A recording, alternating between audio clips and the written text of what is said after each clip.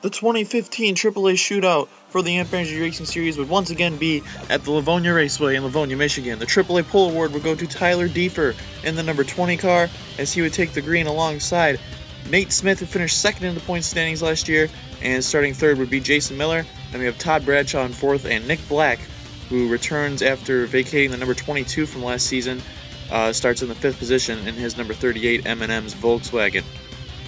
Down the back straightaway, it looks like Miller and Diefer will lead the pack down through 3 and 4 as we see single file at the top 5 of the field, as we see Miller now ducking to the inside of Tyler Diefer in that AutoZone Ford, and the 7 Monster Energy Dodge for Silver Green Racing, who had a very good 2014 season, will look to the lead and take it. Mac DiCario, our 2014 champion, started midfield in his number 96 McDonald's Buick, and he was making his way up through the field very early on in this one, and he's definitely looking to continue what was a fantastic and memorable 2014 season for Sam Davids Racing.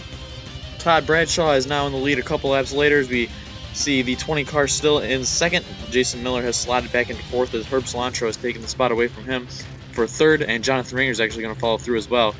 So the 7 car falling back pretty quickly here early on. Herb Cilantro had a great 2014 campaign, not as good as his 2010 season, but he was still very satisfied with his top 10 points finish, and he's looking to continue that and hopefully for him get another title for the Giacalone operation.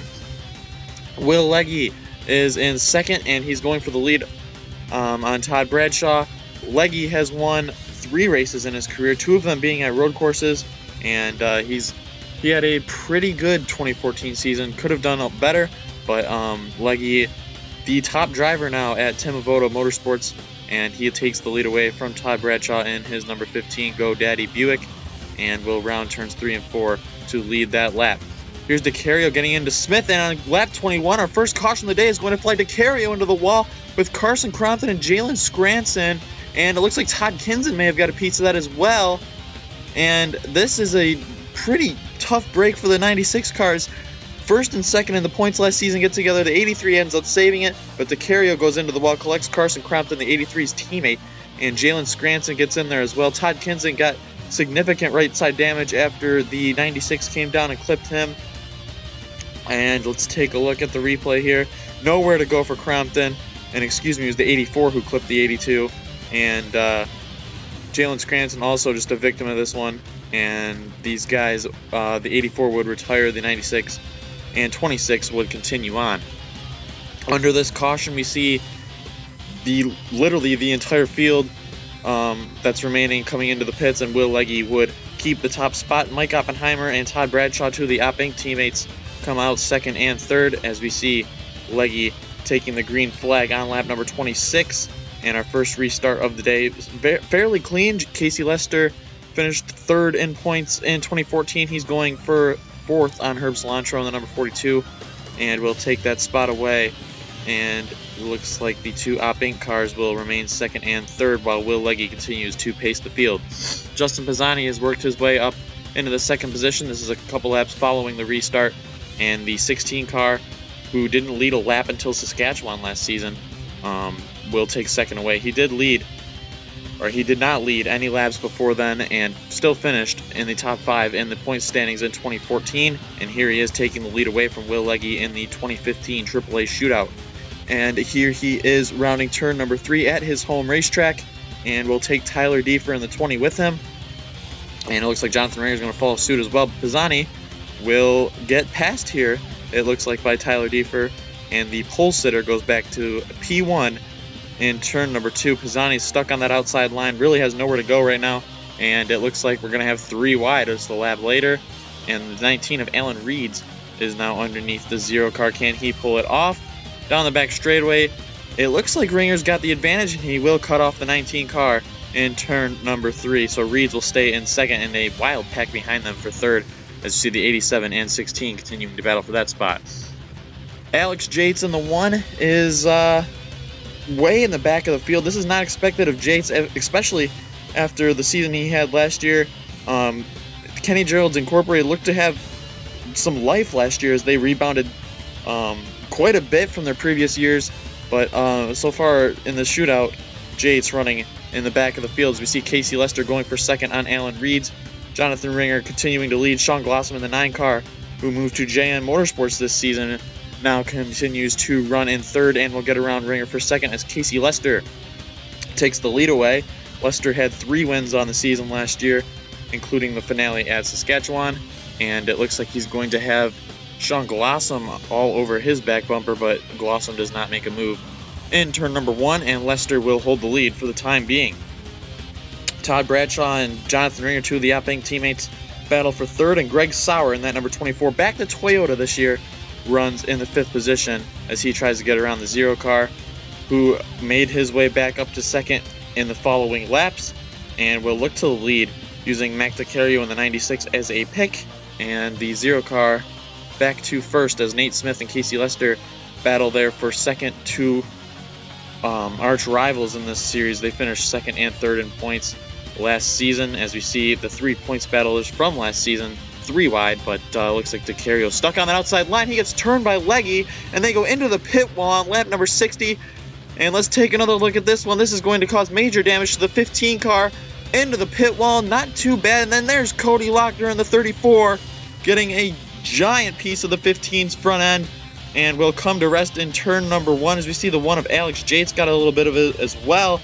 DeCario involved in his second accident of the race. Tyler Deefer, our pole sitter, involved as well as they spin into the pits, and luckily there was nobody around as this is a significantly shorter field than what we have for regular races. We go on board Cody Lochner. Hello, Will Leggy, and that car is obviously done for the day.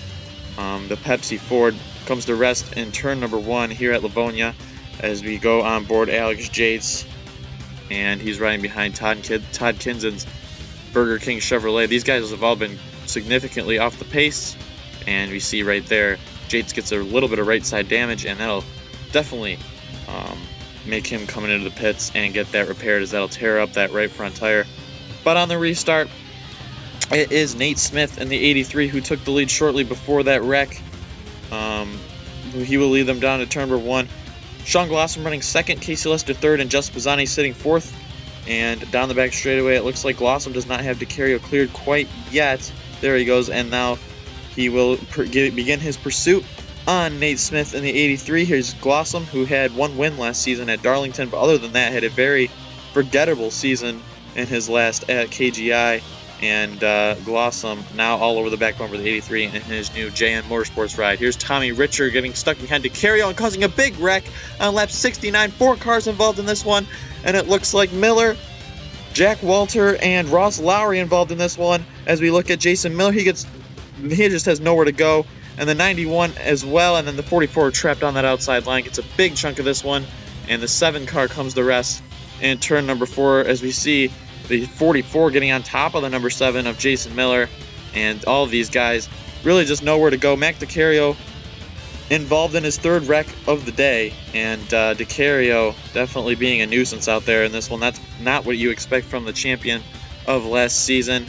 And right there we see the 4 cars involved in this one, as we see the 91 of Jack Walter, who had a spectacular 2014 season when he made the field, and his Netflix Chevrolet is definitely pretty beat up at this point in the race now. Lap 74, Nate Smith continuing to lead. He clears the lap traffic fairly easily, and it looks like everyone else is going to have trouble. Alan Reeds has slotted into second as he passed the 9 car in turn number 1, but it looks like the 9 car of Sean Glossom eventually gets back up to the front of the field just a couple laps later, and the 9 car Sean Glossom's Giant Tiger Dodge will take his teammate Justin Pisani in the 16 with him, and it's 1-2 JN Motorsports, and it looks like this 16 wants the lead back as he goes underneath his teammate in turn number 1. Again, this is his home track. Definitely would love to win this and the 250, and Pisani's number 16 looking very strong. Both JN Motorsports cars looking very strong, and then here's another one that's looking strong. It's Jonathan Ringer in the 0, who's been up there quite a bit at Livonia. He led the most laps in the 250 last year in this race, and definitely was one of the hotter drivers at the end of the season, winning 2 races and finishing in the top 10 in the last 5 races that he ran in the 2014 season, with the exception of Pensacola Road Course, which he had a tire failure after running up front most of the race. As you see, Casey Lester is into the inside of him, and they've been side by side for a while. Lester would eventually get the lead. Here they go into turn number 1, nearly identical at the line, and the 87 and 0 continuing to battle, but the 87, like I said, would take the lead. Not for long, though, as here's Justin Pisani in the 16. Verizon Dodge back to the lead. His teammate Sean Glossom right there in third, looking to pounce on that opportunity to take second, and it's 1-2 JM Motorsports once again, and they stated this year they are going all out to win the title and the team's championship, and they're definitely showing that they mean business by that, as we see their cars 1-2 on the racetrack as the 16 rounds turn number 4, takes the white flag, and this is going to be an interesting battle between the two teammates. Greg Sauer lurks in third, Alan Reed's fourth, Nick Black in fifth, as down the back straightaway they're catching some lap traffic. We'll see how this plays into the finish as we see the 16 rounding turn number 4. Off the corner, Justin Pisani has Jack Walter in front of him, down to the inside, side by side at the line. Justin Pisani is your winner of the 2015 AAA Shootout at his home track, the Livonia Raceway.